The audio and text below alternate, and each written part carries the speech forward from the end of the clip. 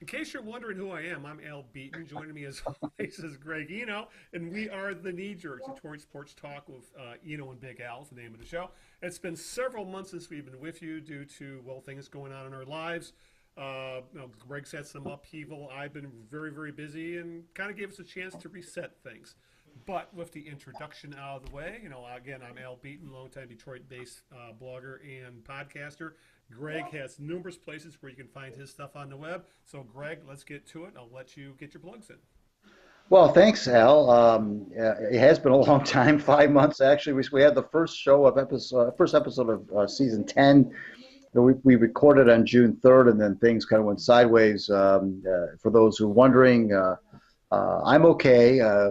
We're just some family things going on, but things are starting to settle down now, and so we're ready to get back with you. I think every other week now, going forward as we continue with season 10. You can, of course, check me out as always on my Out of Bounds WordPress blog, which has still been going strong. The Out of Bounds, you can just Google Greg Eno Out of Bounds or Google Greg Eno WordPress, and you'll find me there. My Red Wings blog is The Winged Wheeler. I had a piece there this weekend on Dylan Larkin.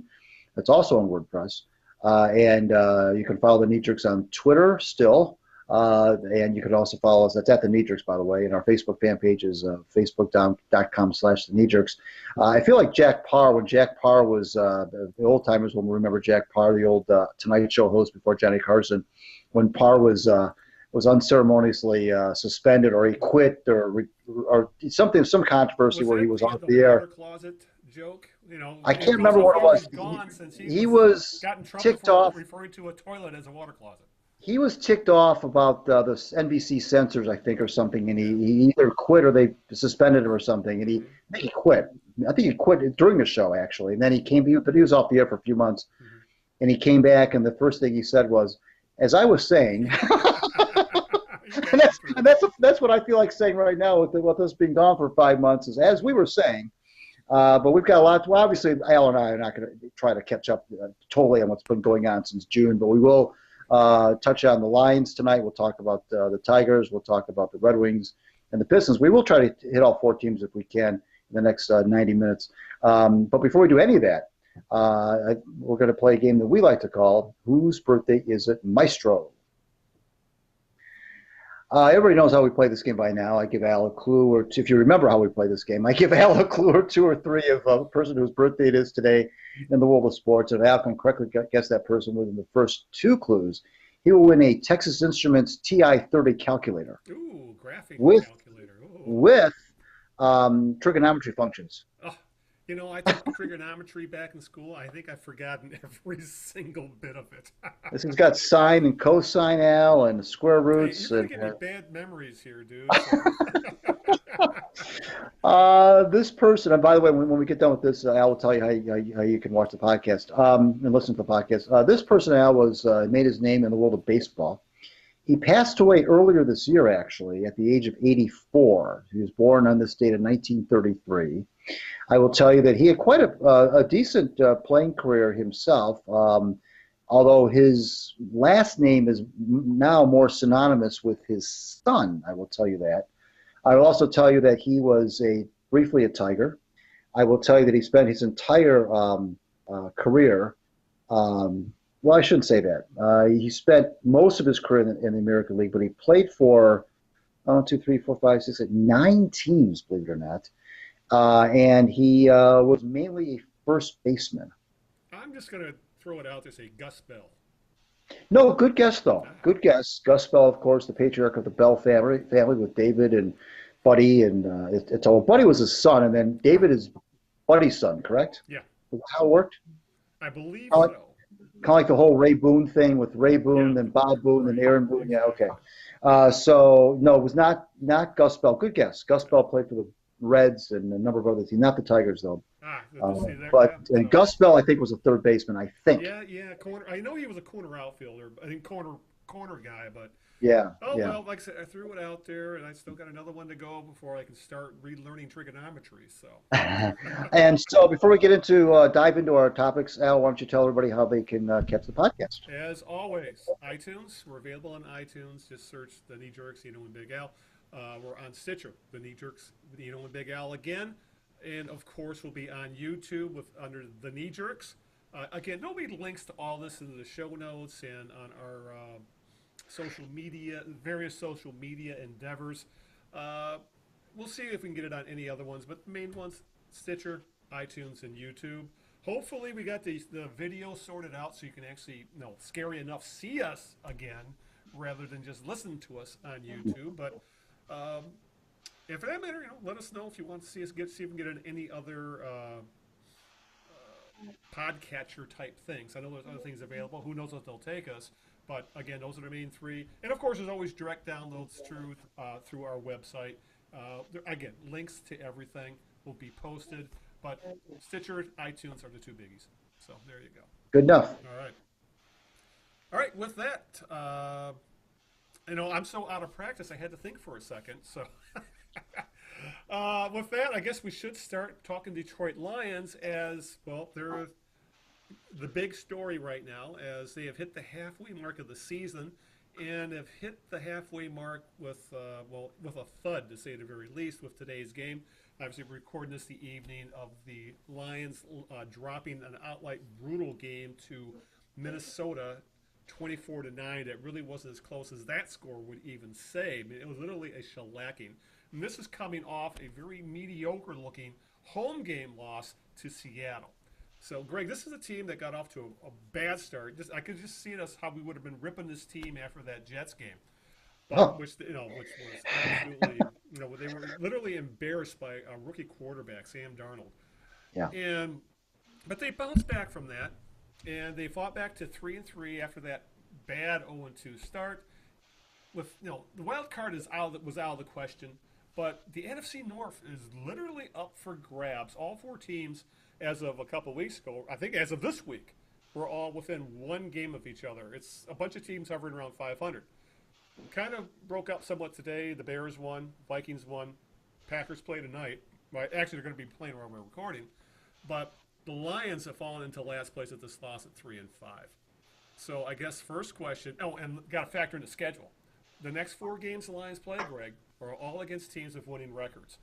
They play Chicago twice. They play Carolina, and they play the Rams, who are, that's not an easy schedule. I mean, to everyone's surprise, Chicago looks like a pretty damn good team being carried by an elite defense. The Rams look like Super Bowl favorites, and Carolina is Carolina. They're playing great with Cam Newton. So all of a sudden, that 3-3, where everybody was starting to get their hopes up, could very easily turn into 3-7, and everybody looking at draft boards. So I'm really torn at this point as to what this team is, because as we've seen, they look great in beating Green Bay, look great in beating New England. But look at the Jets game, look at the game today against Minnesota. No, they always say, Greg, you're not as good as you look in your best games. You're not as bad as you look in your worst games. But this team is looking like, 6 to 7 wins this year at best. Yeah, they have this maddening habit, Al, of not showing up to big games, quote unquote big games. 3-3, you mentioned they went down to Miami and just really put a beating on the Dolphins. They looked good in all phases of the game, offense, defense, special teams. They just played a really good, solid football game. And then they acquired, Damon Harrison, Yes. big defensive lineman, and right seems to like to call him. in that week between the Dolphins game and the Seahawks game, and they were going to play Seattle at home. And they looked like they had some momentum. The Harrison acquisition was widely praised around the NFL as being a steal, quote unquote, a steal because of the 5th round draft pick and so forth. And they just came out flat. Now they did score the first touchdown in that Seattle game, but after that it was just all Seahawks, and they couldn't get off the field on 3rd down. They had no clue how to contain Russell Wilson. They couldn't stop the run once again. They couldn't do anything defensively, and they just completely were flat as a pancake after that opening drive. And at home against a team that wasn't great, the Seahawks have their warts, as a lot of teams do in the NFL, and they just that was perplexing. And then today, as we record this, Another miserable performance, and again a quote unquote big game, where the Lions were actually 1-0 in the division going into this Yeah, game, yeah. and had a chance to get back to 500, go 2-0 in the division, frankly, and then albeit with those tough schedule coming up, but they had a chance to kind of atone for the Seahawks game, get themselves back to 500 in the division, like you said. Nobody's really running away with it.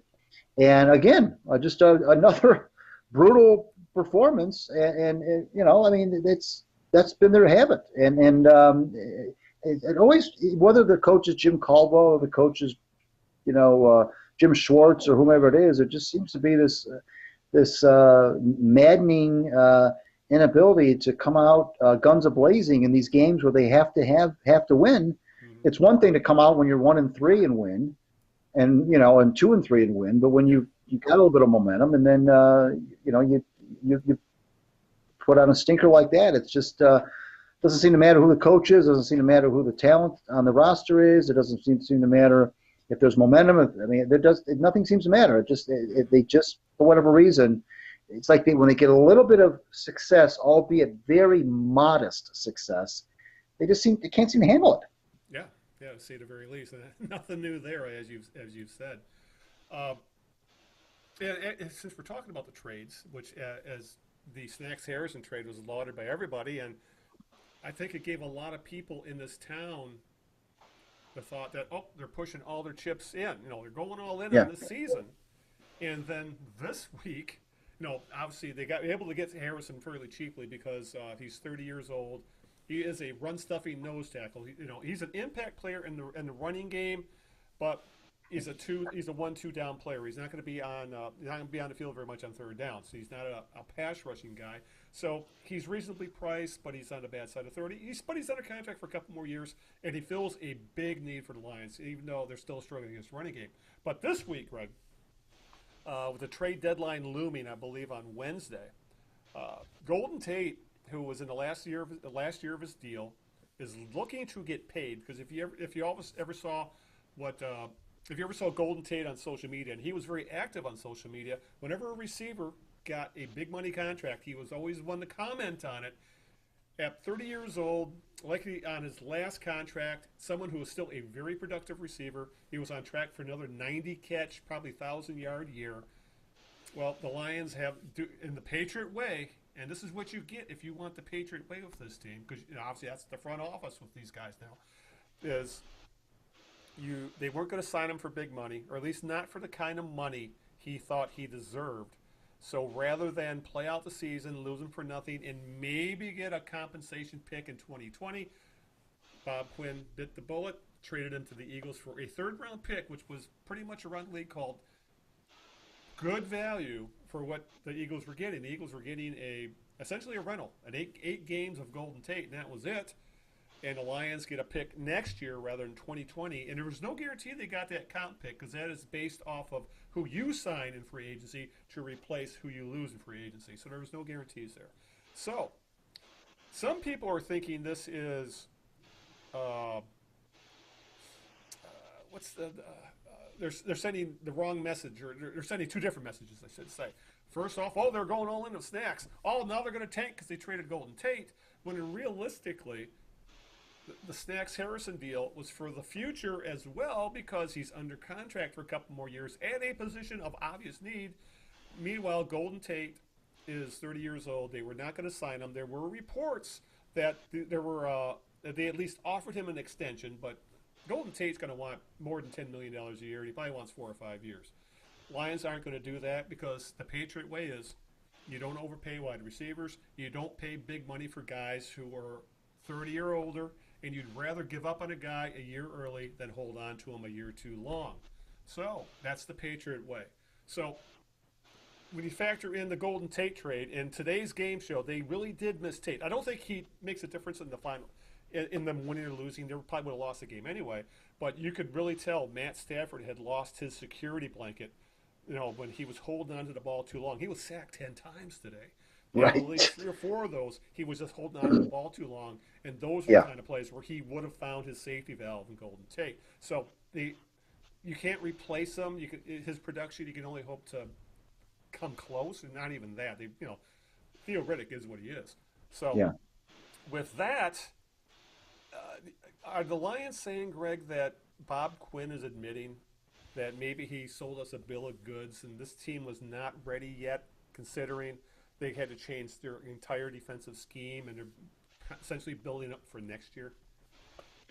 Well, I don't have any real problems with the Golden Tate trade. I really don't. For the reasons that you mentioned, it whether you want to call it the Patriot Way or not. I mean, I think that we've been down this road before. Where the Lions have given big money to wide receivers and made all these free agent splashes with skill position guys Look at the Red Wings, essentially. This would have been a Red Wings kind of thing where you're paying for I mean, or the Tigers, or it would have been this.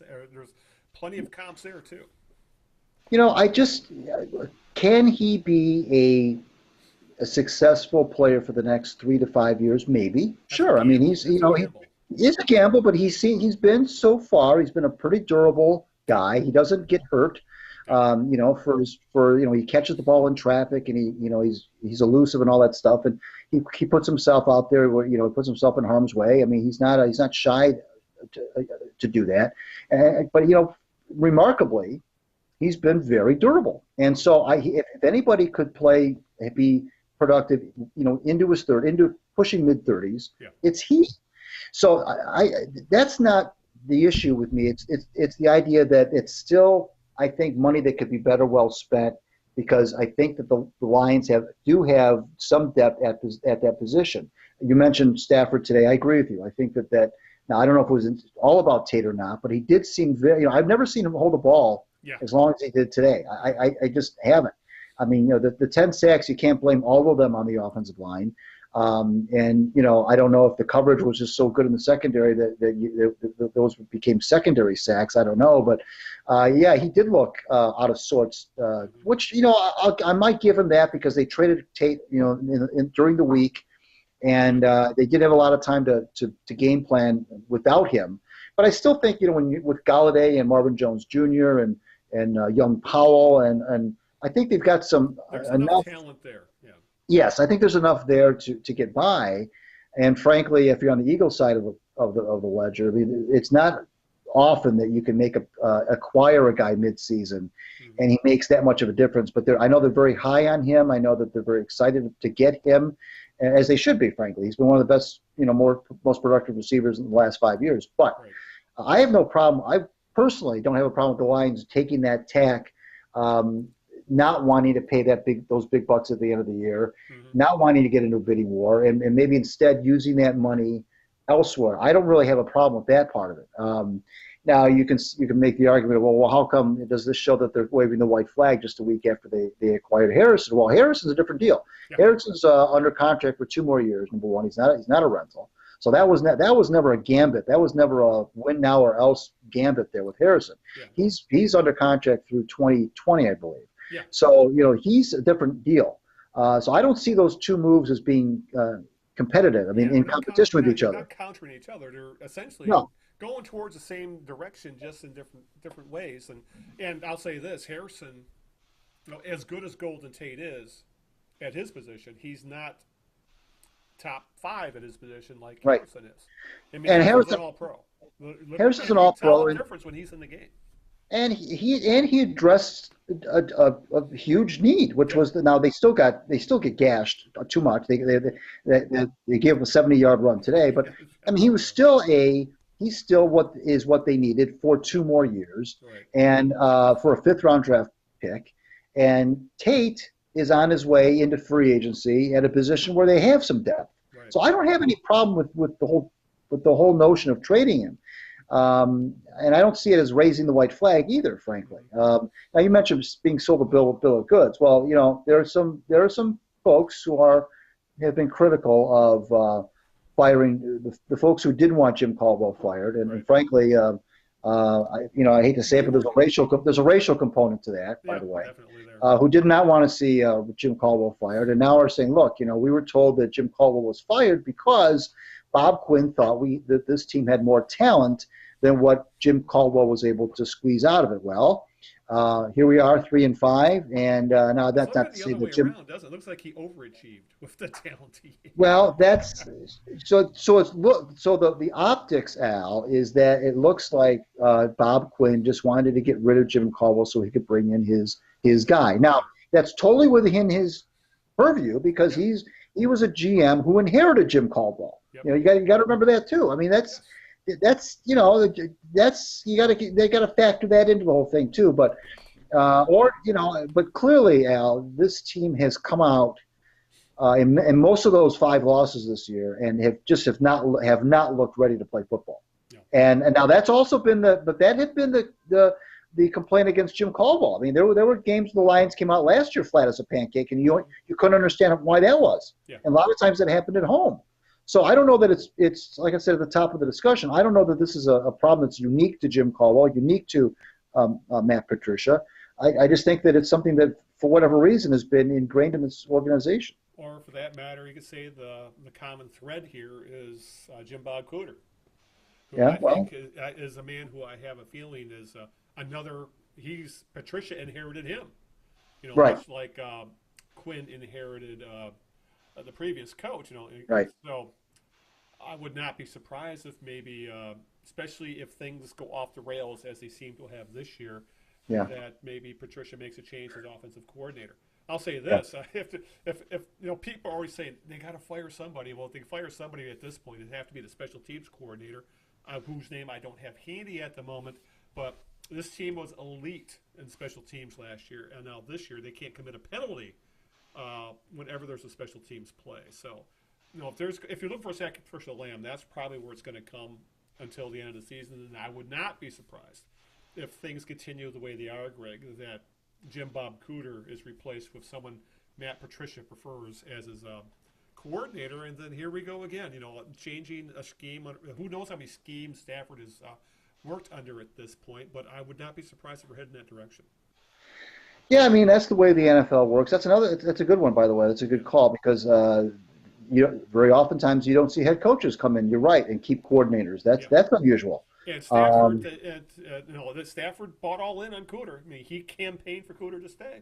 Yeah, so, and as much as I'm not on the, I don't consider myself a Stafford hater, but he just doesn't have the cachet, as far as I'm concerned, to be dictating who's going to be the offensive coordinator. I mean, he's not Aaron Rodgers. Yeah. He's not Tom Brady. I mean, I know he campaigned for Jim Bob Cooter, and everybody wanted to make Matthew Stafford happy,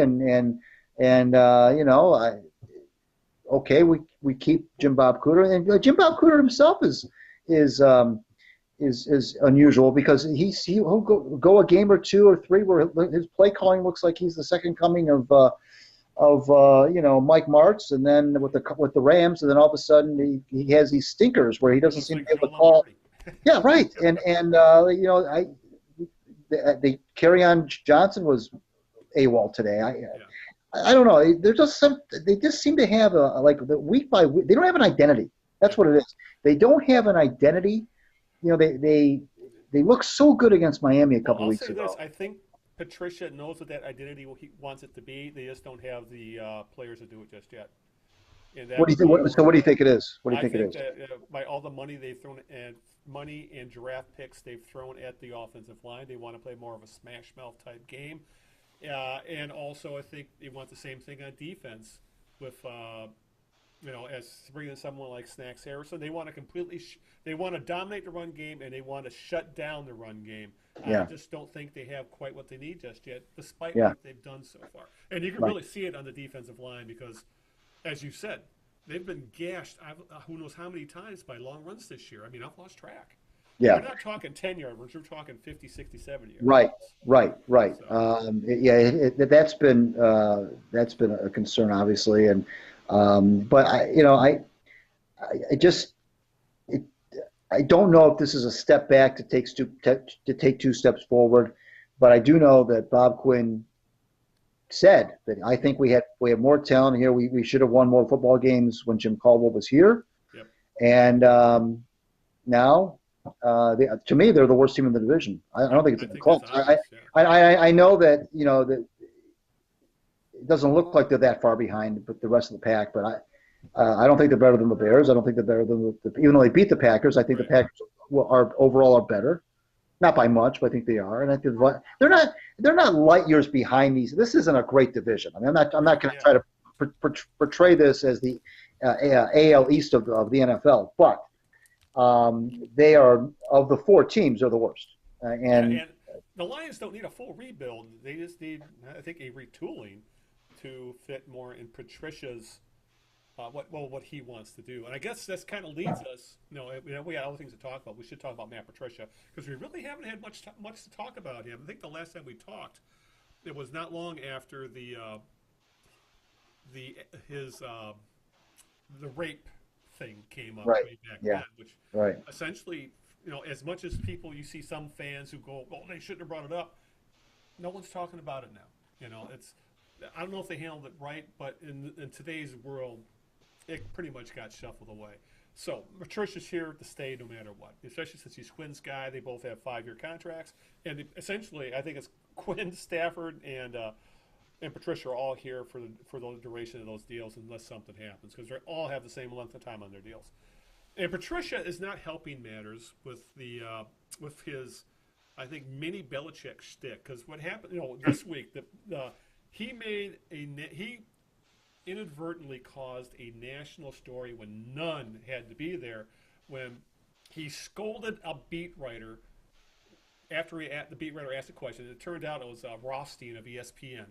He scolded that beat writer, Rothstein, for bad posture while answering the question, because he was like, probably like this kind of thing, And I mean, I've worked with enough people to know, you have an issue with somebody, you don't call them out in public in front of his peers. That is absolutely stupid. I mean, Matt Patricia is supposed to be a rocket scientist. He's supposed to be this genius-level brain, yet he does something that dumb.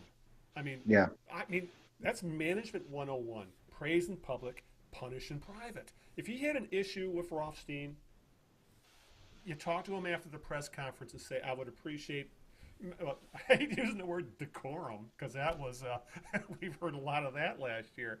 But it was a little molehill that Patricia made into this mountain that got national coverage. And it's not helping that the team looks very unprepared at times, as we see with the Jets game. We saw the Minnesota game, that they come out like, did they even game plan this damn game?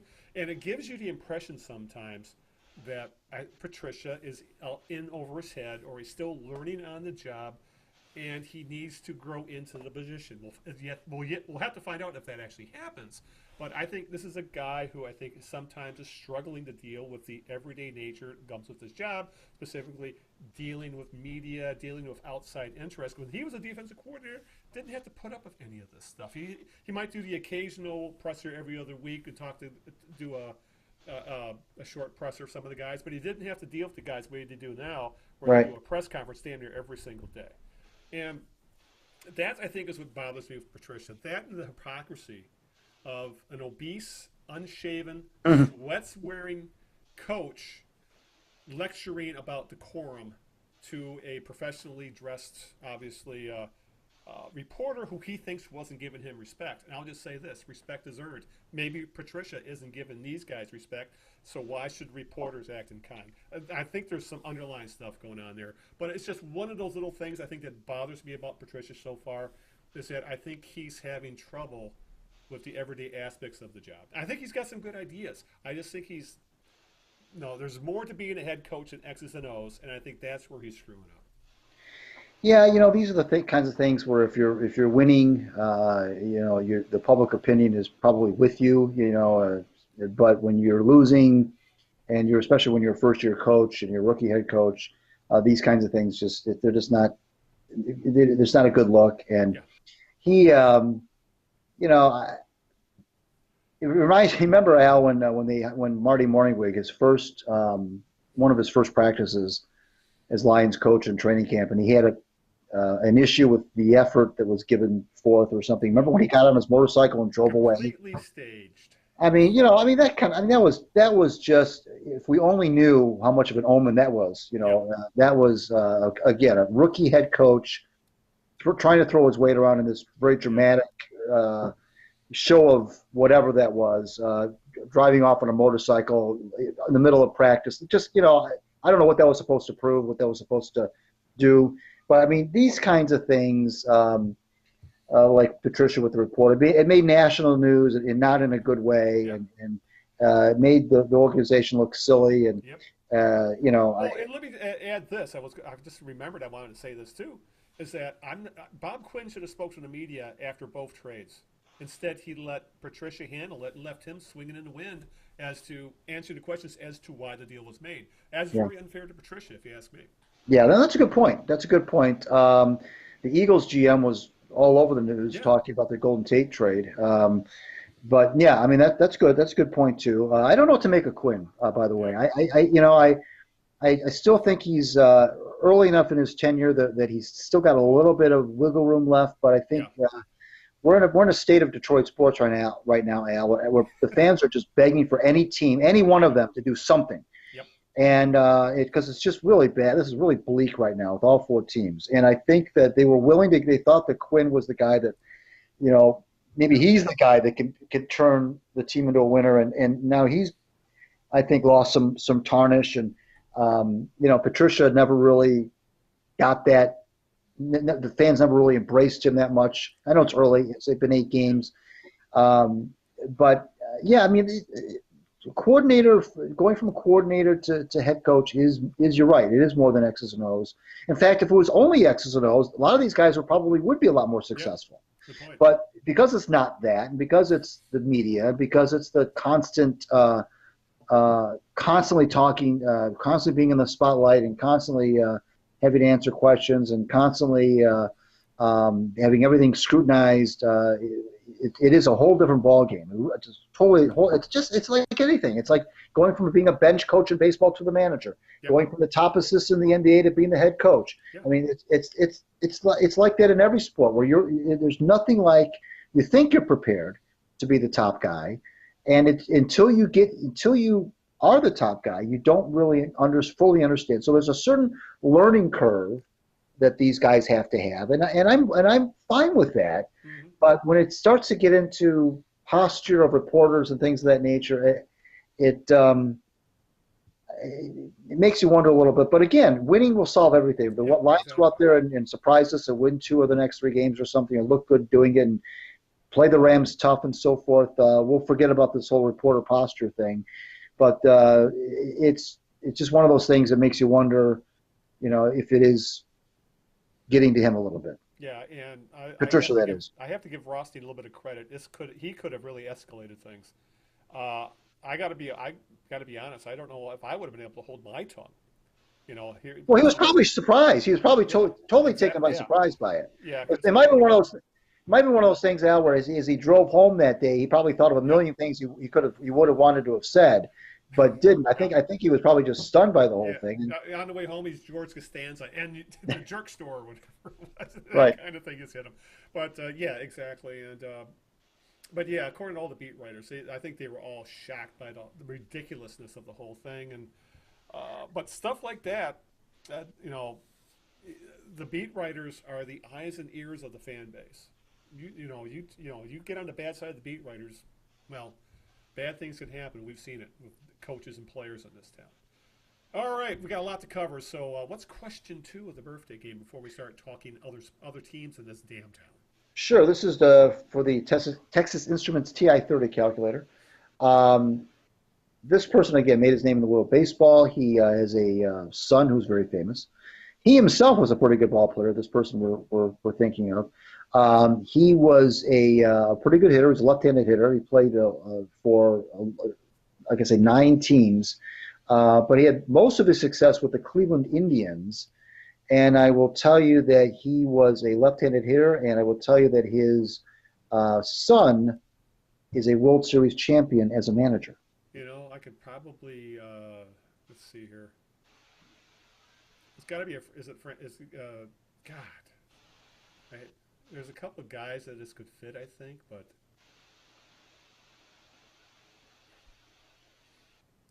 Wouldn't be Tito Francona, would it? It would be. Ah. It would be. Tito. Tito died earlier this year. He was 84. He's obviously Terry Francona's dad. Yeah. And Terry Francona, it's funny because Tito Francona was a pretty good hitter. I don't know why he He's not played a for so many bad ball teams. player. He was, I, he was a solid league average, above league average kind of ball player. yeah, but he was one of those guys who just played for a lot of teams. And Terry Francona, who was not much of a ball player, turned out to be obviously a very successful manager. And they still call Terry Tito, by the way. Yes, they do. And so, yes, Tito Francona is our mystery person. So you will have shipped to you a TI-30 calculator in its own case.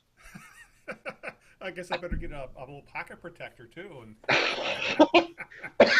oh my God, yeah. Or no, you want to really go old school? I mean, we're of the age where I remember in school I knew how to use a slide rule. Oh boy. Which is another thing I've completely forgotten how to use. But right. We're really showing our age. Tito Francona, slide rules, Jack Parr. right. Oh my God! Some of these people listening are playing. This grandpa. Right. Is this my grandpa and great uncle talking? Lord. All right. We still wanted to touch on on the other three teams in this town, and as you alluded to when we were talking about the Lions, is that things are pretty dire around here. Probably, Greg, I don't think things have been this bad since we were probably in our teens in the '70s, when the Lions were perennial. 7-7. The Tigers were rebuilding. The Red Wings were the dead wings, and the Pistons were literally an afterthought in this town. No one went to Coburg right. to watch them, and we're kind of in the same situation right now. So let's start with one of the two teams that are sharing an empty arena again, and let's go with Detroit Red Wings because they're making some news for their very, very slow starts of the season. But there are some things that are looking up, and plus we have to talk about the elephant in the room, which we'll get to. And obviously this is officially rebuild season 2. The Wings are 4-8-2. They started the season awful, 0-5-2, which led to some Jeff Blashill on the hot seat. I wouldn't say rumors, but some murmurings. But that's the Wings. That's not Ken Holland or the Wings' MO. So I think he's here for duration. Regardless, we're starting to see some of the young guys either live up to the billing or at least show promise where they may be headed in the right direction. First off, Dylan Larkin is playing like an all-star right now. He has literally become the team's best player. I think it's beyond obvious at this point, Greg. He's going to be the future captain of this franchise. Right now, there is no captain per se. There's, I think, the three alternates, which is Cronwell, Abdelkader, and Larkin. I think we can all be assured now Larkin's under contract long-term. And playing like a number one center, there's going to be your future captain. Youth movement, I think, I'm really surprised by how well Dennis Cholowski has played. He looks to have the makings of a top 4 defenseman, which this team needs so badly. And actually, they could use at least 1 or 2 more of those kind of players. But he's, I think, tied for 3rd in the team in points. He's leading one of the penalty power play lines, and he's averaging 20 minutes a game. This guy's only 20, and this is a player I think a lot of us were underwhelmed by when the Wings picked him, and looks like they might have known what they were doing. Michael Rasmussen was another draft pick, which a lot of people were unsure about. Center, he's only 19. He's with the team. I think they would much prefer to have him in the AHL, but the way these convoluted junior rules are in the NHL and all this is that he either had to go back to juniors where he had nothing to prove, or he has to stay with the Wings. So I think the Wings made the smart decision to keep Rasmussen, ease him into the league, and he seems to be holding his own. He looked out of place for a few games, but now he's averaging about 15 points a game. He's got 2 or 3 goals, and he really looks at his best when he's able to plant in front of the net. Hopefully he becomes a more talented Thomas Holmstrom type player. So. But there's still the same issues. There's a lot of veterans who are underperforming. Justin Abdelkader's been awful.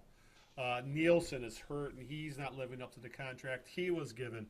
The defense, as we bitched about all last season, Greg, still hasn't gotten that much better other than the play of Cholowski. Cronwell is playing like a guy who was in the last year of his career. And obviously, the other thing we have to mention, which we haven't been able to talk about, is the retirement of Henrik Zetterberg, which happened while we were on hiatus. And you can just tell there's a Z-shaped hole in that lineup. He was just so good at doing a little bit of everything that it was almost it's impossible to replace all the little things he did, let alone his leadership. Larkin's doing his best to step into that leadership void, but he's still young, he's still learning, but he's got the talent because to step into that what Zetterberg had and Lidstrom had before him and Eiserman had before him. So, they lost a possible Hall of Fame center, but they're developing some good players, and they've got some guys down in the minors who are developing. But this is still looking like they need to hit for that generational talent in the draft lottery. And who knows if that's going to happen? Because what the Wings need more than anything at this point, Greg, is draft luck. A little bit of draft luck, and I think that could jumpstart this whole rebuild. Otherwise, we could be looking for another, Toronto like 10 years in the wasteland. Well, that's always the chance you take when you go rebuild. There's no guarantee that the kids that you bring up are going to be the ones that will lead you back to glory. But you have to have a superstar. Yeah. And what happened with the Maple Leafs? They drafted Austin Matthews. And yes, they have other pieces around him. Clearly they do. But Matthews by far is their best player. He's a franchise-changing talent. We just saw Edmonton. We just saw Connor McDavid in Detroit, and he is another generational guy who comes around every so often. And if you're lucky enough to get a guy like that, he's who you build your team around. The Red Wings. The column I wrote this weekend about Dylan Larkin being the next captain harkened back to when they made Eiserman the captain at age 21. He was obviously a generational talent when he was drafted at age 18 out of for the Peterborough Petes. You have to have a guy to build around. I mean, it's fine to have the kids, and it's fine to have the Bertuzzis of the world and the Rasmussens, as you mentioned, and Cholowski, who I agree with you has made leaps and bounds since he was drafted just 2 years ago. Yeah. Mantha, who is still to me an enigma. Obviously, about the Athanasiou as well. Yeah, and obviously, Ferk is in there in that mix, and obviously Larkin, but they don't. As much as I like Larkin, and much as I'm pumping for him to be the next captain, he's not an Austin Matthews guy. He's not, through no fault of his own. He's the sidekick to Austin Matthews. Yeah, he's right. He's not right. He's not what Jonathan Toews was when Toews came in the NHL. He's not what McDavid was when McDavid came in the NHL. So, or Crosby, obviously. So, they don't have that. And so what they're trying to do is they're trying to go quantity over quality, and they're just infusing the roster with youth, which is okay, which is fine. I'm okay with that. But they don't have a guy that's head and shoulders above the rest in terms of this is the guy we're going to build around. Now, Dylan Larkin is the one who comes the closest to that. Yeah. But and again, no disrespect to him, but he's not at that level, and they may never get a guy at that level. Who knows? I mean, these are players that just don't come along every day. You mentioned Toronto. That's a real horrific story because they were in the wasteland for long time. Yes, and they still, right? They're still looking at a 52-year Stanley Cup drought. So they're trying to do it without that guy. Jimmy Devellano was quoted, I think, the other day as saying, "We don't have a superstar.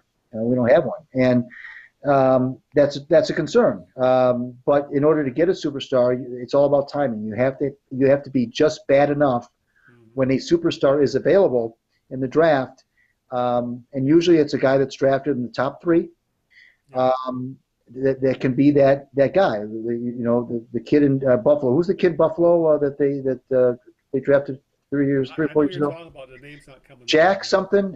Jack Eichel or. I think that's what. I think it's Eichel. There's just some guys that just you have to. It's all about timing. You have to. Like in this draft, they're saying the generational talent might be Jack Hughes. Right, Hughes. Who plays at Michigan.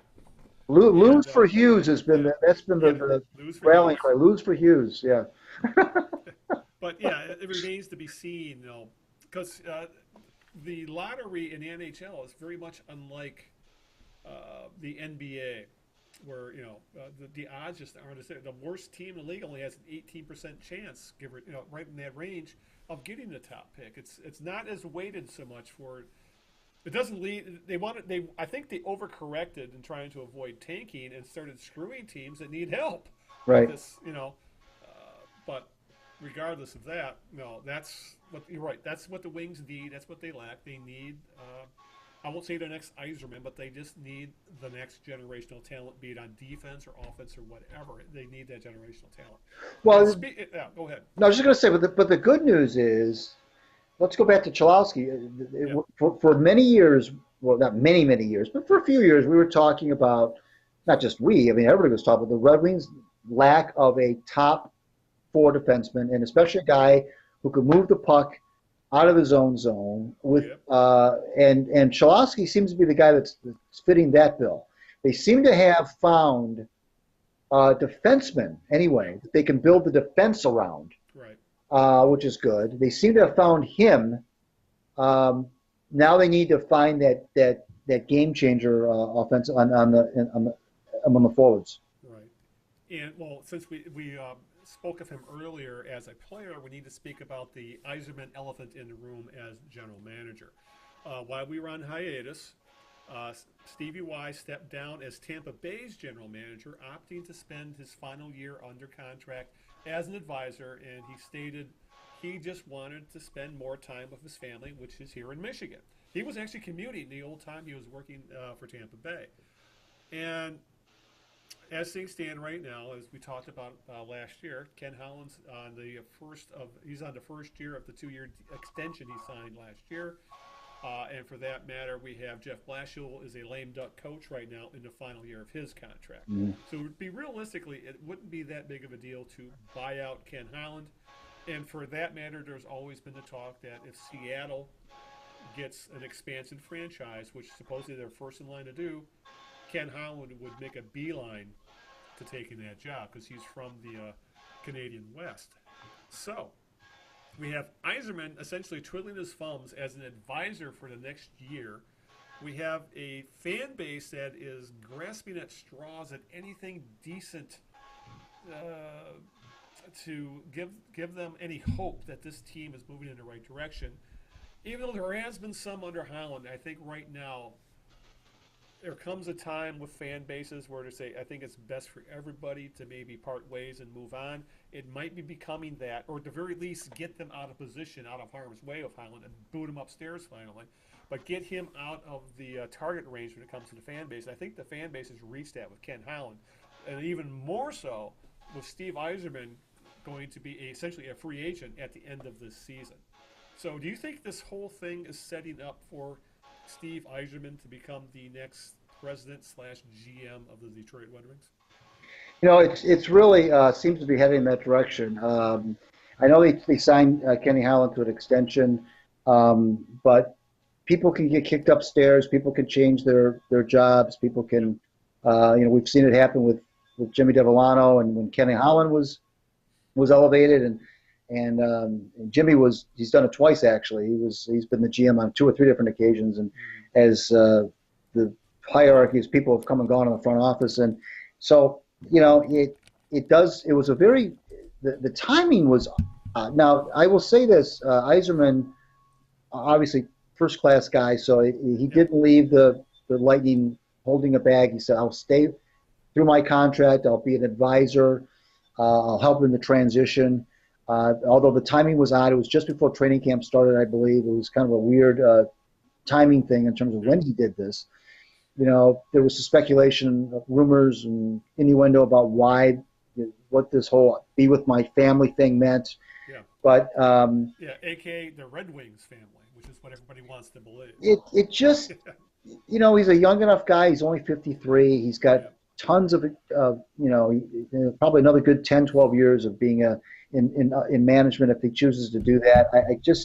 I find it hard to believe that he would not want to, in his heart, come back to Detroit and be the Red Wings manager. I mean, I just maybe that might be wishful thinking on my part, but I just think that I don't know that the Red Wings ever really left his heart. He did a wonderful. And the other thing too, Al, he did a wonderful job in Tampa. This is not this. We're not just pumping for him just because he's Steve Yzerman. I mean, he's built up a resume as a general manager. Before it was just Stevie come home, Stevie don't go, Stevie stay here. Well, now it's Stevie come back because we need you because you've proven yourself to be a good general manager. Yeah. And he's had the Tampa Bay Lightning on the precipice of Stanley Cups twice now, and it's in a relatively short period of time. He's made some bold moves with Tampa, both in terms of the coach and in terms of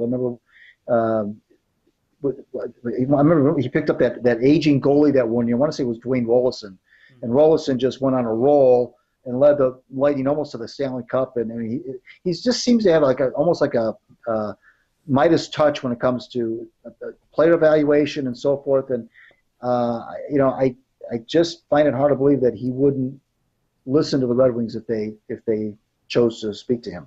Yeah, Yzerman has one thing over Holland may have the cups, but you could say that he didn't necessarily lay the groundwork for those cups because the core of those teams were built before him. But Yzerman has done one thing Holland hasn't, and that is build in the salary cap era a consistently contending for a Stanley Cup team. As you said, Yzerman has made some bold moves that he was questioned about that people weren't sure were the right ones, and turned out to be that.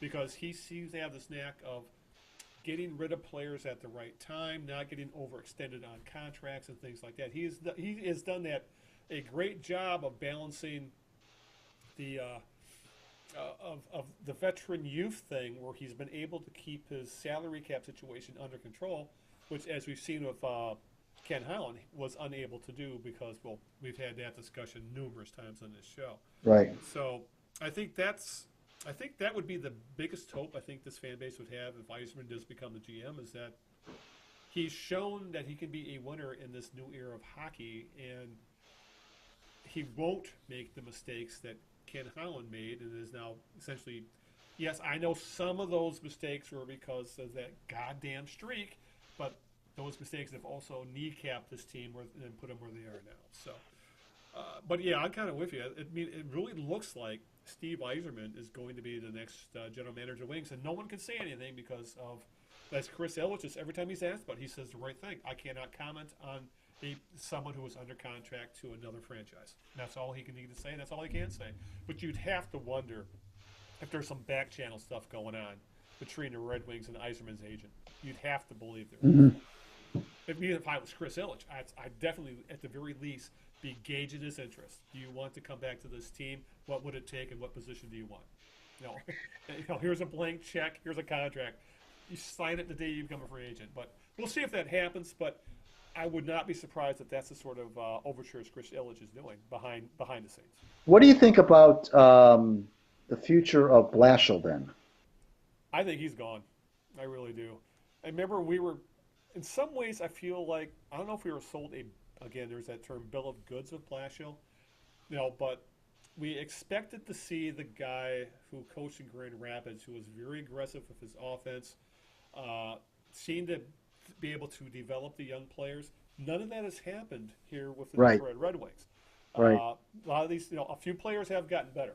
Larkin has, like I said, we're seeing some good things with Cholowski and stuff like that right now, but overall, you see guys like Mantha, who most people have pegged as a 30, 40-year goal scorer, at least he has the talent to be, and he has stalled out.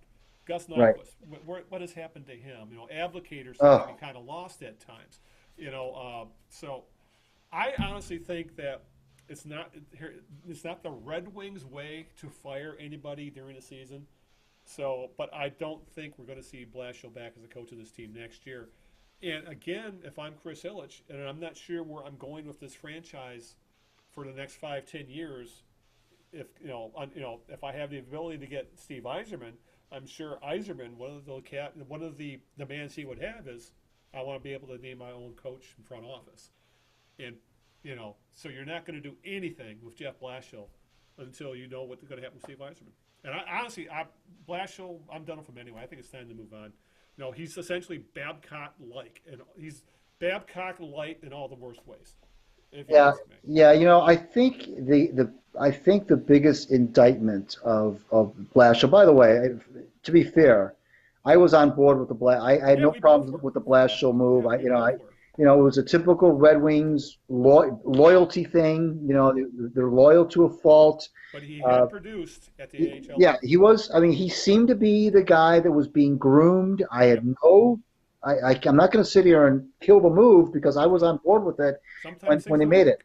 I mean, I thought I remember Matt Hutter and we all sat here and we thought we were the Blashill, but the proof is in the results, and I think the biggest indictment, if they choose not to, offer him an extension or to re-sign him, the Yzerman thing notwithstanding, I think it will be because they just didn't get enough out of some of these younger guys. Exactly. The Tyler Bertuzzis of the world. You mentioned Mantha, who, by the way, to be fair to Blashill, has had some issues with every coach he's ever played for in terms of trying to get him engaged. I remember Jimmy Devellano, again, we bring up Jimmy a lot in this discussion, but I remember when he publicly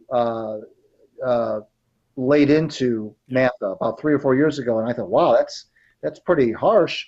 Well, a lot of this stuff that we're seeing with Mantha, there was just he was dropped to the fourth line this year. There seems to be some difficulty in getting him engaged on a nightly basis. He's a big guy. He's he should be more dominant. Blashill, you're right. There are a lot of guys that Abdelkader signed that big contract and has gone down the tubes. Oh, he's been awful this year. You mentioned Nyquist, and there are a lot of players that just have not taken that next step. And I don't know if it's fair to just say that's all Jeff Blashill's fault, but when you're the coach and you've had essentially this is his fourth season, and you haven't seen enough development, you have to. The buck has to stop somewhere, and he could be the greatest guy in the world, and he could have. He's probably a good hockey coach, but sometimes it's not a good fit. And maybe he's a guy, Al, that after this stint ends up being a kind of a lifelong assistant coach in the NHL. Yeah. Maybe he goes to college, or maybe he goes back to the minors, or maybe the NHL just isn't a good fit for him. Mm-hmm. Like I said, I think after 4 years, you kind of get a sense of what a guy can do and can't do, and certainly they have. Let's put it this way: they have not overachieved under Jeff Blashill, and that's you don't have to necessarily do that for a coach to keep his job, but you can't make the case if you're Blashill's agent, you can't make the case that they've overachieved with his leadership. And one thing that's always driven me to distraction with Blashill is I need these guys to play together so they get consistency. Next night he juggles lines. That's the line blender stuff. How you can develop, chemistry on a line if the lines are different every damn night, and that's pretty much what it turns into with Blashill. Sometimes I get the feeling he treats the four lines like he's playing a video game, and he's constantly changing things up, and none of it ever works. Sometimes you want to say, I want to put my 3 best players on the first damn line, let them do their damn thing. And for that matter, you want players to develop. You want Rasmussen to become an elite offensive player. Why you put him on the fourth line? Right. That makes absolutely no sense. That's the kind of stuff that bothers me about Blashill. And in the end, I think that's probably what's ultimately going to have the Wings move on from him. As you said, is for the most part, this team just doesn't seem to. I won't say listen, but they just don't seem to. They don't respond to all the things he does. I'll put it that way. Yeah. Yeah, well, there's too many nights. There's too many nights, Alan. I wrote this last year, actually. I wrote a column about Blashill's future, and it just seems like there are too many nights where we're talking about effort, and how many times have we seen him say, complain about the effort, and coach better. These guys got to play better, and that gets old after a while. It just becomes if we're tuning it out as fans, I can only imagine what the players are. and they don't. There's just and there's a leadership vacuum right now. That's another whole story. Yeah, But that's a good point there.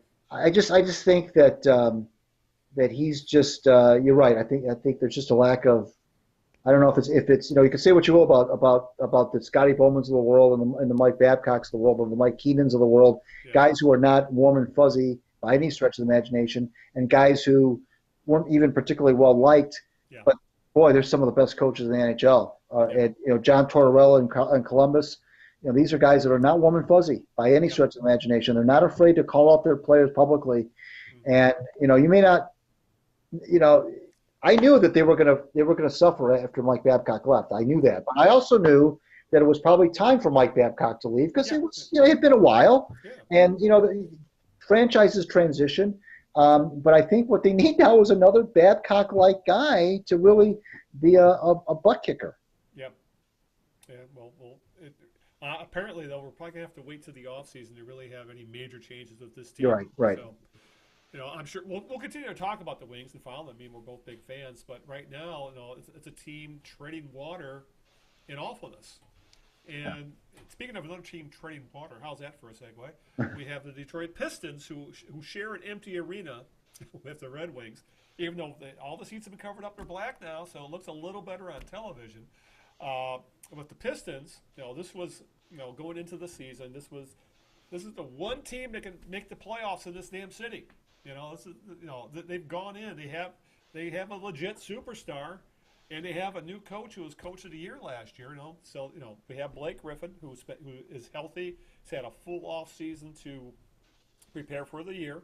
Yeah. We have the last year's coach of the year for the Raptors, Dwayne Casey, who is now the Pistons coach, and they're treading water at 4-4. They won their first 4 games, have lost their last 4 games. Essentially, once the schedule got tough and they went on the road, and they lost badly against the Celtics, lost badly against Philly. They lost a game they should have won in Brooklyn, and all of a sudden it's like new coach, Blake Griffin's healthy, same old Pistons, and I think this is a little easier to figure out with this team. Again, Blake Griffin, he's playing. The guy's found the fountain of youth. He's playing at an all freaking NBA level. He's averaging 28, 11, and 5. 28 points, 11 boards, 5 assists. He's come point forward. He's not the guy who's leaping over cars anymore, but he's an extremely skilled basketball player, and you can see that. And you can also see him. He's starting to struggle in that he's got a bunch of guys around him who just can't make shots. And that's the thing with Dwayne Casey. His offense is essentially no two-pointer, no mid-range, no long twos. You're taking 3-pointers or you're shooting from around the restricted zone. Everything else, he calls it the shot matrix. But to do that, you need guys who can make 3-point shots. Luke Kennard's hurt, and for some reason he had an off season where he was hurt. He never got in Casey's good graces. Reggie Bullock couldn't throw a basket. He was the second leading 3-point shooter in the league last year. He couldn't throw a ball in the oceans to start the year, and now he's hurt. Then you got a bunch of guys who can't shoot or think they can shoot and continue to shoot and then don't make their shots. I'm ready to wash my hands of Stanley Johnson. I think it's beyond obvious at this point.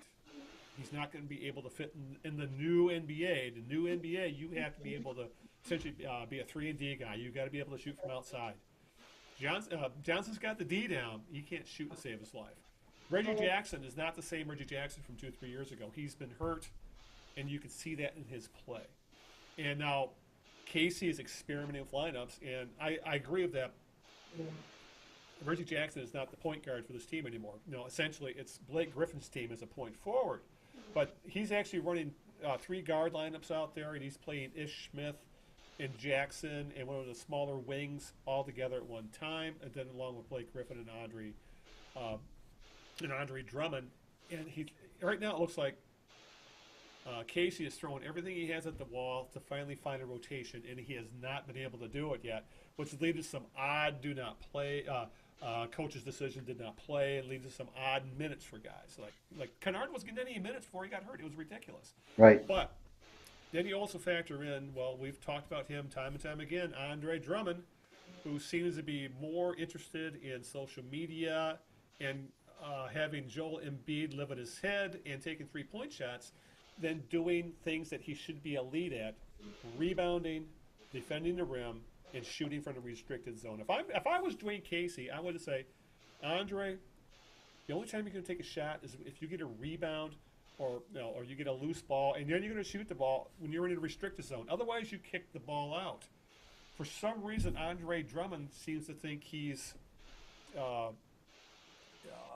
Magic Johnson or something, where he can do it all and he can't, which leads to turnovers, which leads to stupid shots, which leads to Blake Griffin having this look on his face like, what the fuck are these guys doing?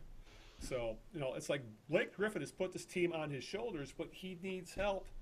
And the way this team has been built by Stan Van Gundy, it's just not designed for Casey's kind of offense. And I think and we know the cap situation is that they have no free cap room. This team will go as far as long as Blake Griffin is healthy. I think they're a playoff team. But then that's always been the question: can he stay healthy? And for that matter, what's the big deal? Yeah, they have a max contract team, and they're going to be a 7th seed in the playoffs and get knocked out in the first round. Yay. I think that's pretty much where we stand right now with this team, and it's very frustrating. Well, this is kind of similar to the discussion we were having earlier about the Lions with Patricia and Quinn in terms of we know what kind of team they want to build, but we don't know if they've got the talent to do that yet. And it's the same thing here with Casey. We know that the Pistons can beat the bad teams. We know they can beat. When they started out 4-0, we know they can beat the bad teams, probably pretty consistently. But they're going to struggle against the better teams, which is why they are now 4-4. Although they lost to Brooklyn in there, and they're not a good team. But that was on a back-to-back, and yeah. The NBA, they have scheduling losses. Yeah.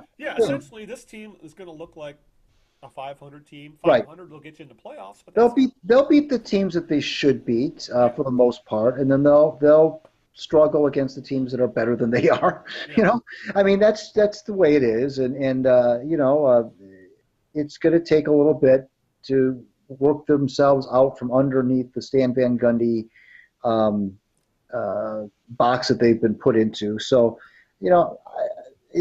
that's a team that I'm willing to give a little bit of leeway to. Casey's clearly got the resume.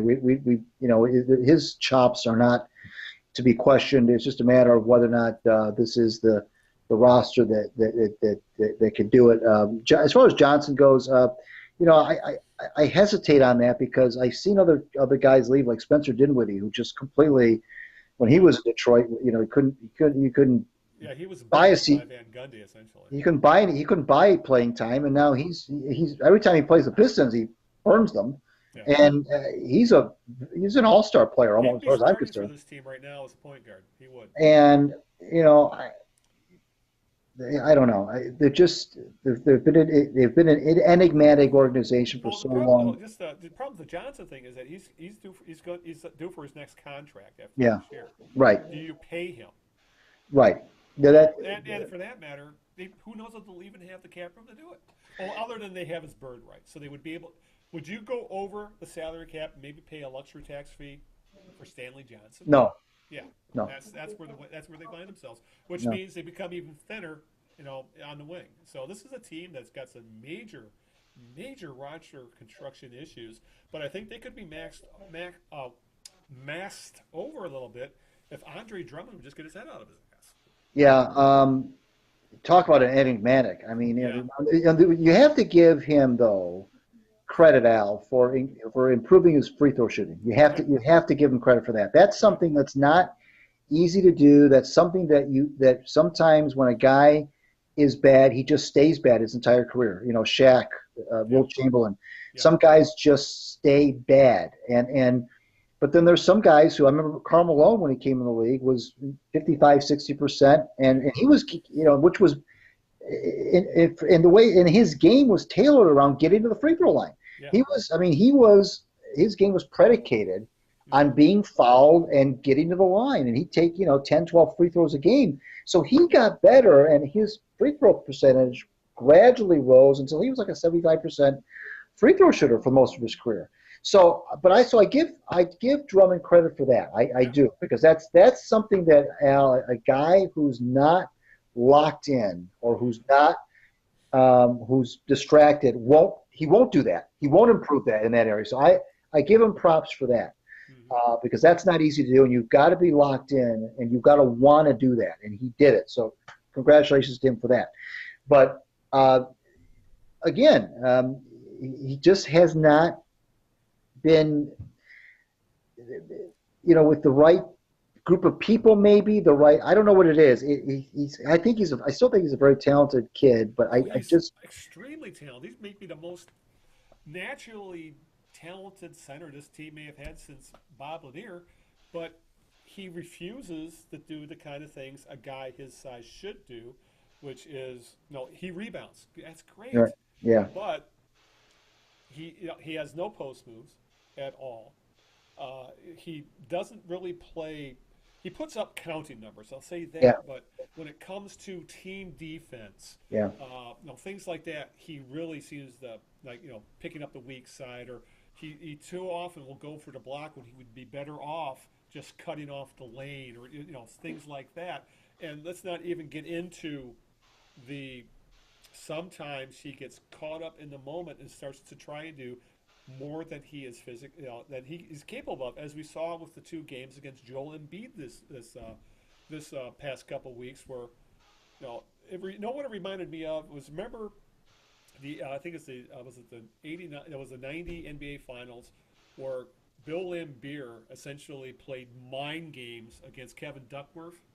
Yeah. He took Duckworth completely out of the series with his play. That's what Embiid is doing with Drummond, and it's like, don't take the bait. Then he takes the bait, and then he gets into it with him on social media. Next time they play, Embiid puts up 38, 39 points. Drummond gets in foul trouble and has 8 points and 9 rebounds. I'm not saying Drummond needs to put up a 20-20 every night, but he cannot waste possessions like he does when he decides to take a three-point shot, or some a hook shot from 6 feet out, things like that. He wastes too many possessions. He becomes a black hole in offense now, because he's no longer the focus of the offense. He doesn't handle the ball at the top of the key anymore, because that's gone out the window with Blake Griffin. And all of a sudden you got a guy who feels like, well, I want this to be my team too, and then he tries to do too much. Blake Griffin can do these things. He can't, and I think that's what pissing fans off, is that if he just did center things, rather than trying to think he was an all-around kind of player, he'd be an all-pro. He's not, and that's what's so. Don't take jump shots. Don't take three-pointers. Don't make stupid passes. Kick the ball out at times to find the open three-pointer. Play fundamental basketball, and that's the problem. Drummond doesn't play fundamental basketball, and that just so bothers him when you see how much talent this guy's got. Right. Well, this is, again, Al, this is when players when they're one and done in college, and I know which he was. Right, and I know that that this does not apply to every player who's been one and done, because there's been a lot of guys who are one and done who've become more superstars in the NBA. I get it, but there are some players that the one and done thing doesn't help them, and I just wonder if and I know that I know we're talking apples and oranges in a way when we're comparing college ball to NBA, but to play one season at Connecticut like he did, and then come out at age it was essentially 18 when he was drafted. He wasn't even 19 yet. Yeah. Maybe some of this stuff that we're talking about now could have been subverted a little bit had he played longer in college. Now we'll never know, and maybe I'm barking up the wrong tree, but all I'm saying is there are some players that the one and done thing doesn't do them any favors. Right. And sometimes that one and done thing can come back home to roost, but it's over and done with. That's I know that's spilled milk, but you just wonder if some of these players, and not just Drummond, but players in general, if they would. I know it's hard to do it. I know it's hard to say no to all that money, and it's very tempting. But I just wonder if some of these players would just stay in college a couple more years and just come out. a little bit more refined, especially big men. I don't know that necessarily holds true for guys who are big time shooters or who are wing players or who are perimeter players, but it seems like with big men, it just seems to me, Al, that big men just have more. They're just higher maintenance. They just have more to their game that has to be developed because the role of the big man can change depending on what scheme you are in the NBA. And I just wonder, it just seems to me that those are the kind of guys, the big men, that seem to take longer to develop because there's just different, they're like a piece of clay that you're trying to mold. And I just wonder if some of these kids would, especially the big men, would stay in the NBA, stay in college longer, that maybe when they came out to the NBA at age 20 or 21, they'd be a little bit more adept at becoming more complete basketball players in the pros sooner rather than later. Pistons already have another example like that on their roster, Henry Ellison. Yeah. One and done. Who? One and done out of Marquette. And he wasn't that impactful of a ball player at Marquette. No. He was like, 12 points, 8 rebounds kind of guy. But he was drafted on that all-encompassing potential. And then he's essentially done nothing at the next level to the point where he's back in the G League. And the Pistons have already announced they are not picking up the last year of his rookie contract. Essentially, he's going to be gone after this year. So he's another bust. He's a perfect example of a guy who probably could have stayed a year or two more. He might have made more money. I mean, all I can say is, it makes you wonder. Remember how polished Tayshaun Prince looked as a rookie? Especially in that first playoff series. Yes. He spent all 4 years in school. That's the kind of guy I'm thinking of. If some of these guys spent, but the thing is though, some of these guys could spend 4 years, but that's not the college model anymore. Like, guys don't stay. Tayshaun Prince played at Kentucky. Kentucky doesn't do that anymore. They don't have guys play 4 years. Right. They bring in hot shot recruiting classes, and if you're not a star in the NBA by after your sophomore year, they're pushing you out the door. Say you might as well transfer because you're not going to play because you're bringing in the next wave of freshman hot shots. That's how things have changed at the college basketball factories, the Dukes and the Kansases and the Kentuckys, where guys aren't going to get, you play for them. If you're not in the NBA by the time you're a sophomore, like Luke Kennard, you're not going to be playing for that team. That's why, some of these guys I think would be better served.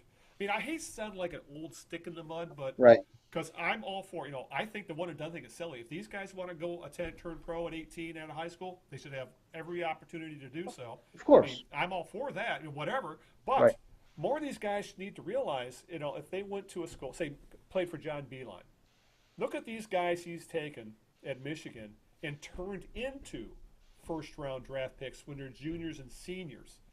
These guys came out. They came in as 2 and 3 stars. They were leaving as All-Americans because he coaches the way the game is played now with 3-point shots, movement, and defense. If some of these guys would go to schools like that, I'm not just saying they're the only ones, but there are schools out there that if you stayed 2, 3, 4 years, you would be much better served in your career in the long run because you would be that much more ready to produce at the NBA level instead of being Henry Ellison. Al, you go to training camp like Ellison did in NBA training camp in 2016, and you look around and you think to yourself, gosh, 2 falls ago, I was in high school playing against a bunch of boys, essentially. Playing against a bunch of 15 and 16-year-olds, maybe 17-year-olds, and 99% of whom will never even go to play college basketball, let alone the NBA.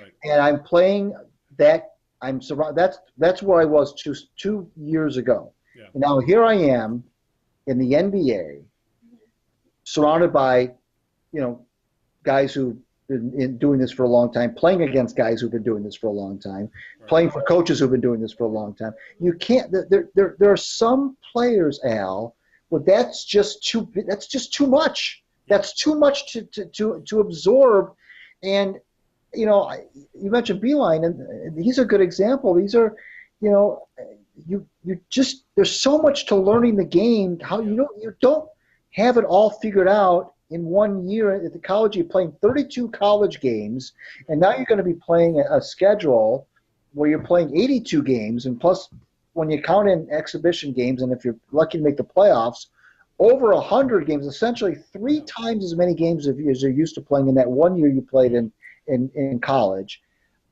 It's just not for everyone, and I'm not blaming. I'm not knocking. I mean, if these guys want to do that, that's fine. I don't blame these guys because But they at the didn't know where same to go to school.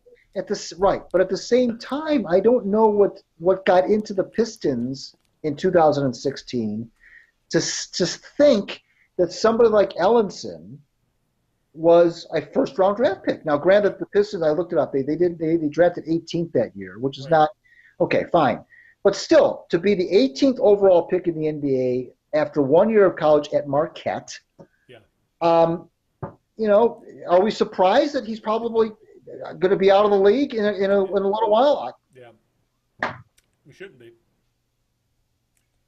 That's just the way it is nowadays, unfortunately. But it's funny how this discussion went from the Pistons roster to one and dones. But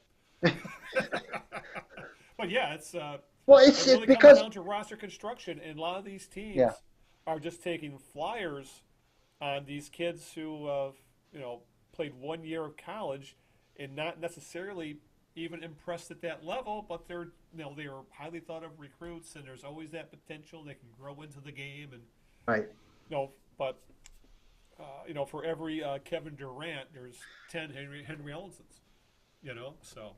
Well, here's this for you. Now, I remember I talked about big men being, and so this is kind of going against my example, but just throw this out. Stephen Curry, Steph Curry, was 22 years old when he was drafted. Yeah. And he went to Davidson. Yeah. Okay, now his dad was Del Curry, Del Curry was a pretty good shooter, by the way. He had the genes, that's for sure. But still, he was 22. Yeah. And I believe he spent 3 years in school, if I remember right. So, I mean, again, sometimes the LeBron Jameses of the world can do it. Yes, the Moses Malones of the world can do it. I get it, and so can other players. But it's not everyone can. And Ellenson's a good example. Yep. Kennard, how long was Kennard in college? He spent 2 years at Duke. Okay, but at least he was with Krzyzewski. And Kennard was actually an impact player his sophomore year. Yeah. Was playing 30-plus minutes a game and scoring 20 points a game. He was actually productive compared to Kennard, who played at a lower level and wasn't as productive. Yeah. But yeah, it's. I don't know that one.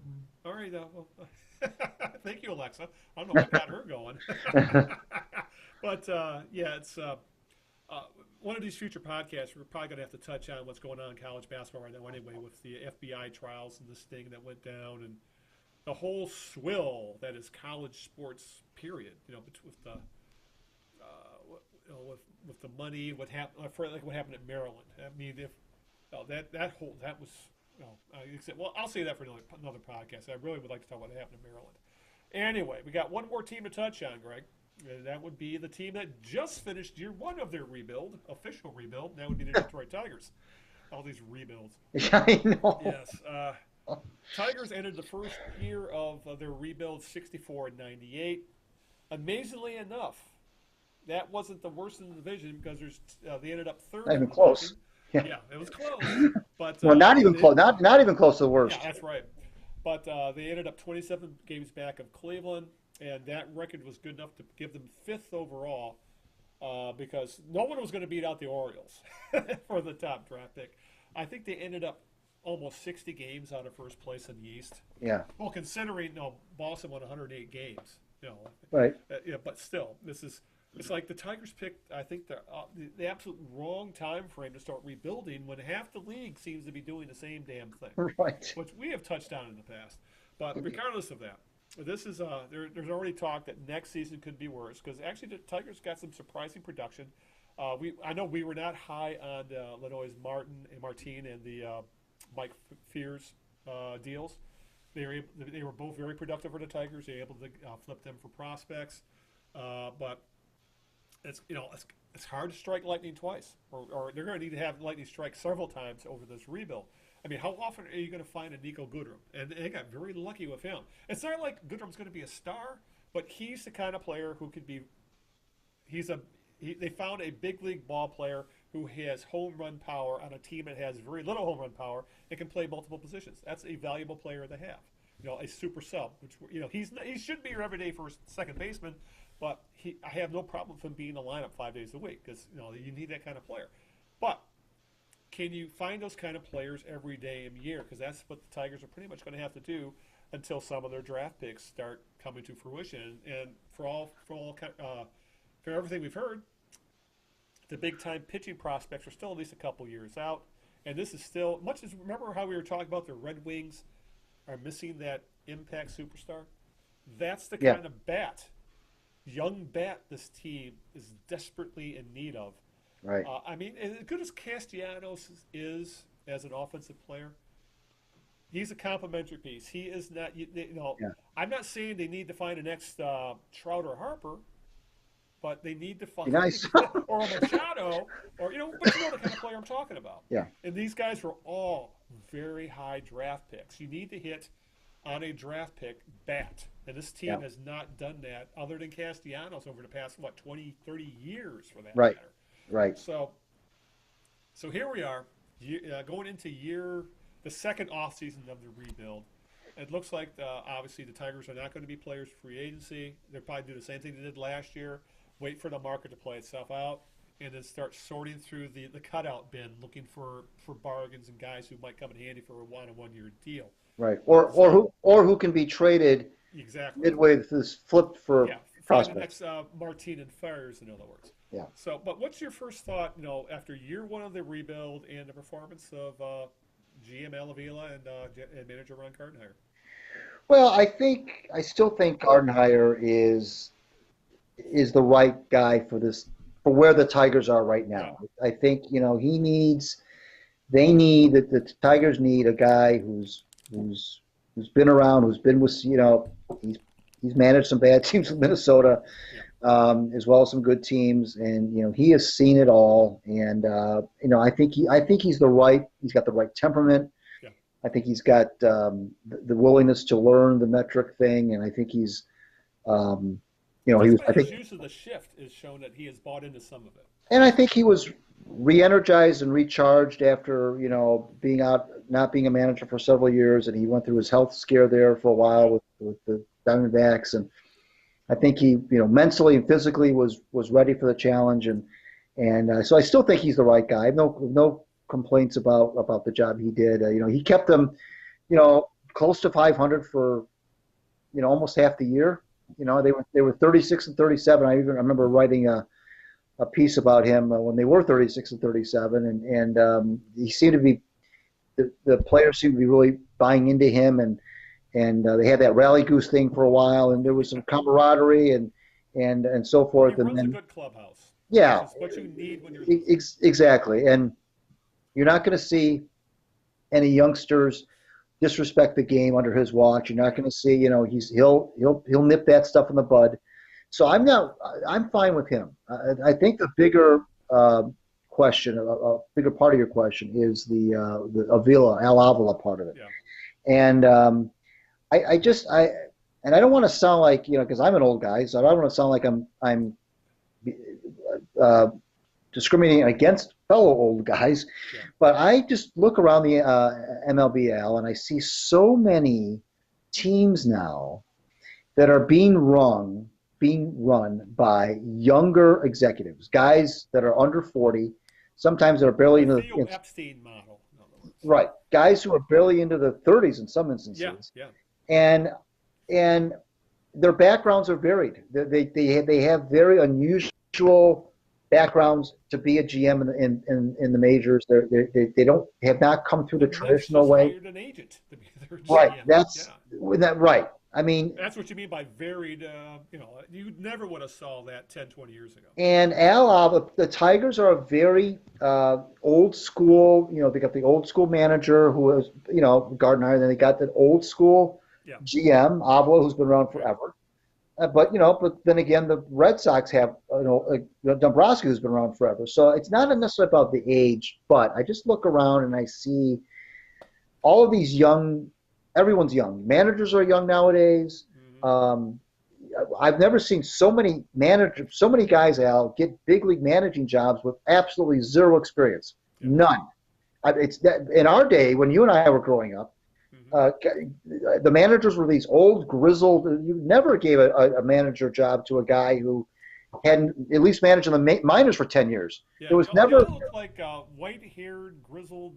Yeah, there was never. 55-year-olds. Yeah. There was you never hired anybody under 40. No way. Sparky Anderson, Barely under 50. When he first got hired by the Reds, he was an exception to the rule. He was on Right. the younger side of all that. Right. Yeah. And Even though he looked like he was 60 years old. right. So, but now it's all about everything's young. The players, the managers are young, the GMs are young, and for that matter, that's the way the roster is being built. Or going, the older players are not getting big money anymore. And these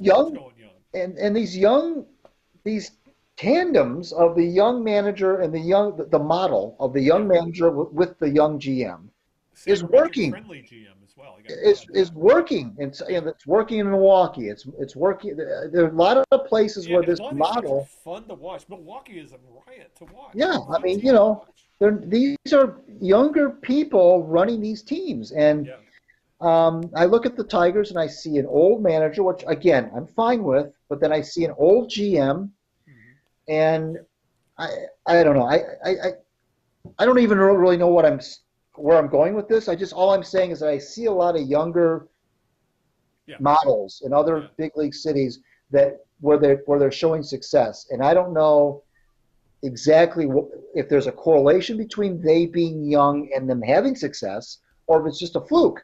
But I do know that the Tigers are in the minority. If you look around big leagues, Al, you don't see a lot of models where the manager is ancient and the GM is ancient. Yeah. And that's what we have here.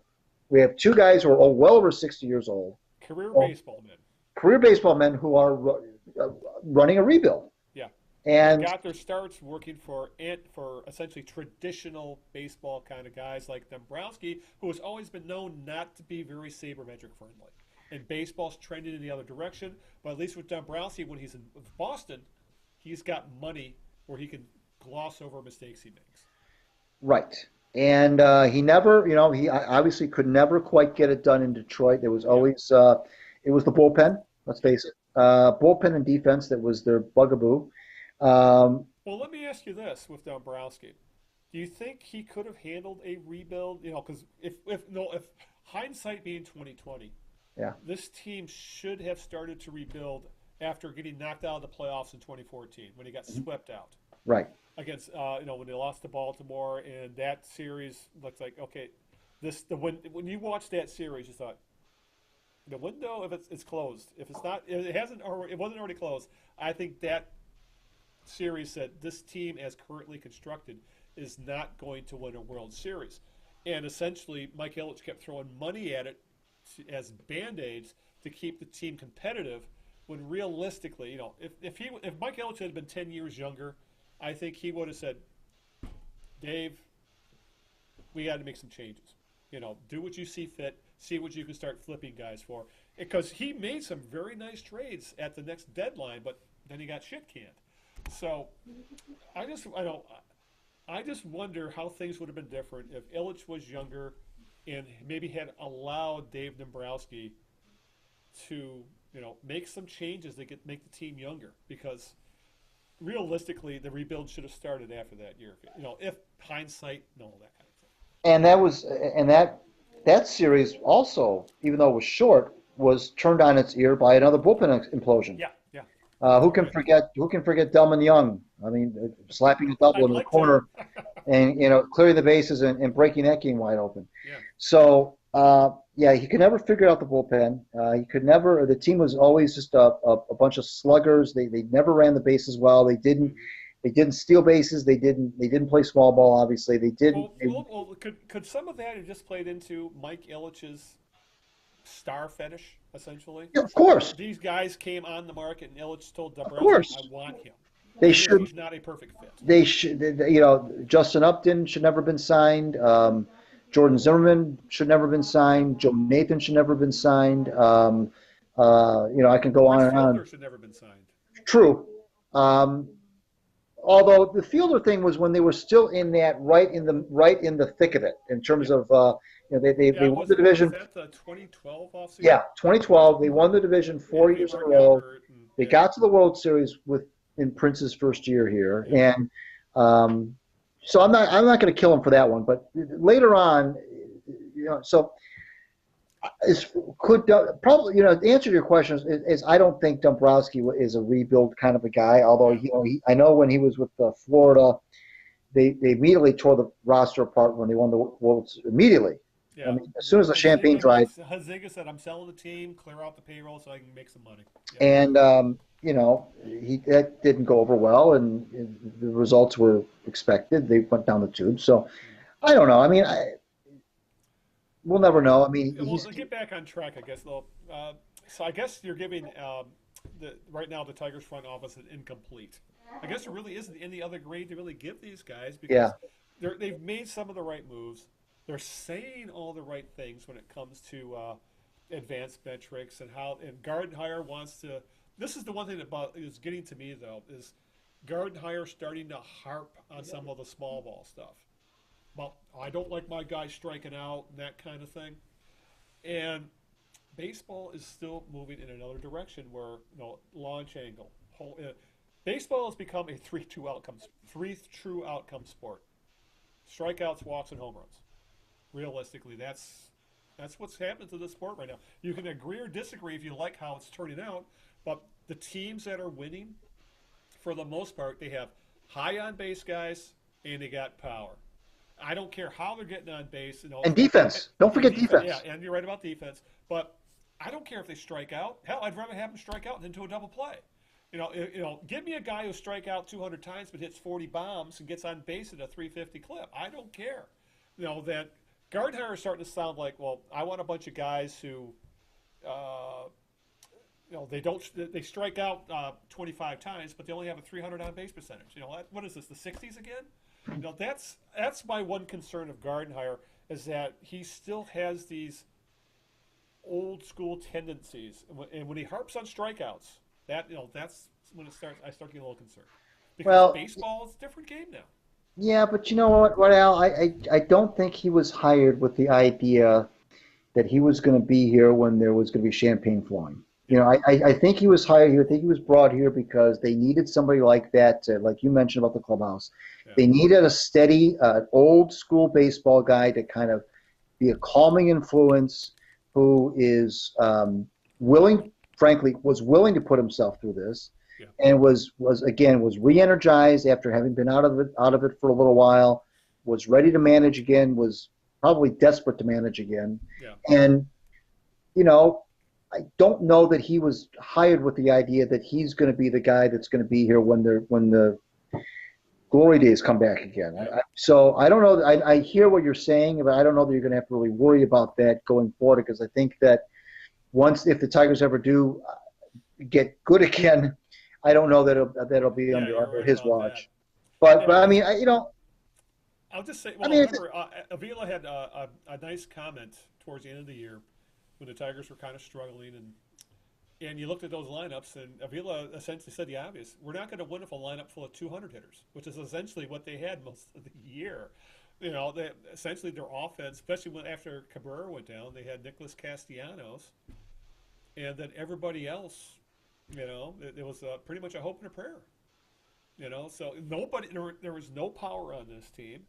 Nobody could hit for average. Nobody could get on base. I mean, I would not be surprised. I don't have the stats in front of me. I would not be surprised if I'm almost positive the Tigers' team on base percentage was under 300.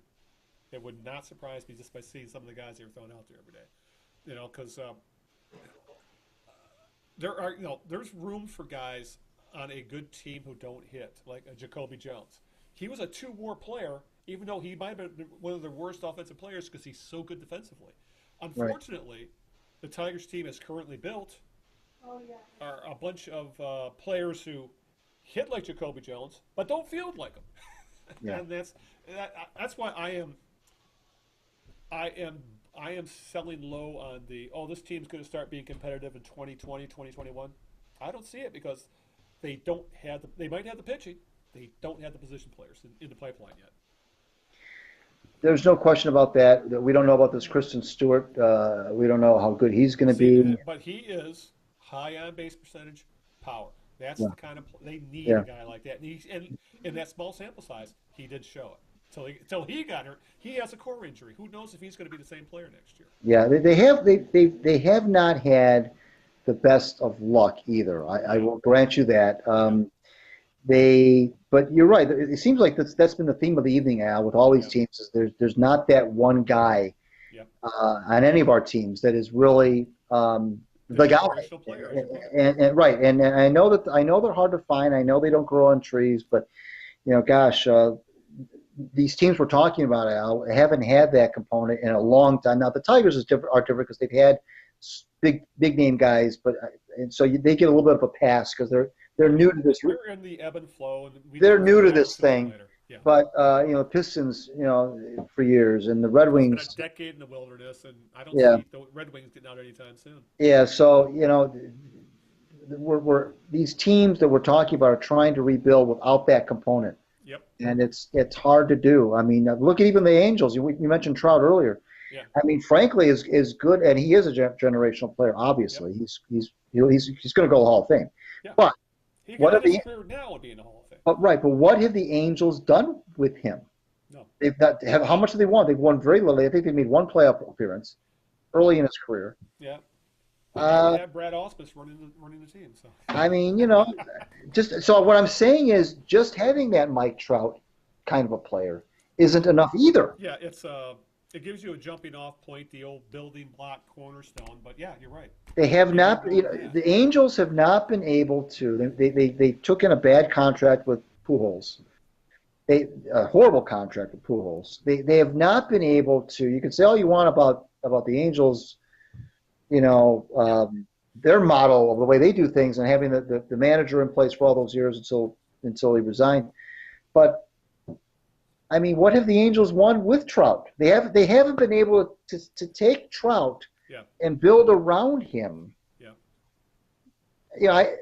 They're being. I mean, the Oakland A's, who have no one on their roster, have been able to lap the Angel. The Mariners. Several times they've gotten good, bad, and then good again. Yeah, and the Angels don't. They're just there. They may compete for about half a season, and then they fall off the map the second half of the season. They just have not. They haven't really done much. Yeah, yeah. It makes you wonder. Maybe they would be better off. Trading Trout and starting over. Right. Because just think of the haul you could get for Trout. Or, I'm just curious to see what happens with Harper this year when he hits free agency. In his mid-20s, or Manny Machado as well. Guys in their mid-20s who are in the prime, not even reached the prime of their careers, and really elite ball players. It's going to be an interesting baseball offseason, and the Tigers will be at the sidelines. Right. Taking from the cutout then. All right, let's wrap this up because actually we've got a little over that we wanted to go. So, what's your jerk of the week? Wow, my jerk of the week. Hell, it could go back months. It's been months since we've been on there. So. It's true. That's very true. I'm going to go with this is going to be kind of a weird one. I was watching the Lions game today, and Tom Brenneman, I don't know how many times he did this, at least half a dozen times, was panicking every time the play clock got under 5 seconds. Yeah. Well, 5 seconds to snap the ball. Yeah. 4 seconds. How many times have you ever seen a delay of game penalty called in the NFL?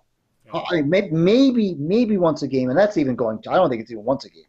I think it's less than once a game. Yeah. The play clock goes down to 1 all the time. Yeah. And a lot of times the ball is snapped when the clock is at 0. I think the refs even kind of budget a little bit and give teams like a half a second past the 0 mark before they throw the flag. Yeah. And Brenneman at least 4 or 5 times sounded the alarm when first of all, we can all see number one, we can all see the clock. Mm-hmm. We can all see it. We don't need him to tell us. Well, I can read. Okay, I can read the clock. Yeah. And I don't know how many times he said, Play clock under 3, like he was panicking about it. I'm like, Tom, calm down. They'll snap the ball. They always do. That's not the biggest thing in the world. And I know it's maybe rough to give him jerk of the week for that, but it was annoying. I mean, he's covered enough NFL to know Yeah. that you hardly get flagged for delay of game, or the quarterback will call a timeout if he truly thinks he's not going to get the ball snapped. He'll call timeout. Yeah. He's not going. So he was just. I thought he was just over the top with this panic mode about the play clock. Yeah. So it's kind of a weird one, but it was annoying. So Tom, I'm sorry. You're a good guy. You're a good announcer, but you annoyed me today. So you're the jerk of the week. Yeah, I hate, because I love Chris Spielman as a color guy. Yeah. I always seem to learn something new when he's Right. on the air. But yeah, you're Right. right. Brenneman, between that and he went off on the Golden Tate trade about 3 times. Oh, Yes, he made your point the first time. jeez. What are you telling the fans? And he'd ask Spielman, and Spielman would say the same thing again. So, I could join you, and then I could, make Spielman my champion of the week for putting up with Brenneman. But be that as it may. Okay, my jerk of the week. I'm going to go with college football head coaches, and there's 2 in particular. Because seems like every week or every other week there's a scandal involving a college head coach. Because we weren't around during a hiatus to talk about some of these. But you had Urban Meyer at Ohio State essentially sheltering a spousal abuser. Yeah. A guy who really, it turned out, was a freaking lunatic. By some of the stuff that came out after the fact, and some of his actions after finally getting fired at Ohio State, Right. and the fact that I've never heard a coach use so many weasel words as Urban Meyer when he was trying to say why he did the things that it's like, I didn't lie. I just told some mistruths, kind of thing. And the apology he made sounded so rote, like his heart wasn't in it. Like he came off as a guy who believed I didn't make a mistake. I'm only doing this because I'm being forced to. And Right. Urban Meyer has all the signs of a coach who is done after this year. He really has the look of a guy. It's at this point, it's time for him to move on because that's what he does anyway. Between Urban Meyer and then what happened at Maryland, where turns out DJ Durkin is a freaking lunatic who had strength coaches completely mishandle a heat stroke where ultimately ended up in a player dying. And Durkin essentially doing everything in his power to not accept any responsibility for the people on his staff for essentially killing a kid, and then Maryland doing everything in their power to not fire the guy. And the only reason Durkin ultimately, he was given his job back, and then the backlash was so brutal from media and alumni and even the players on the team that Maryland backed off and essentially, they paid him to go away. He got fired.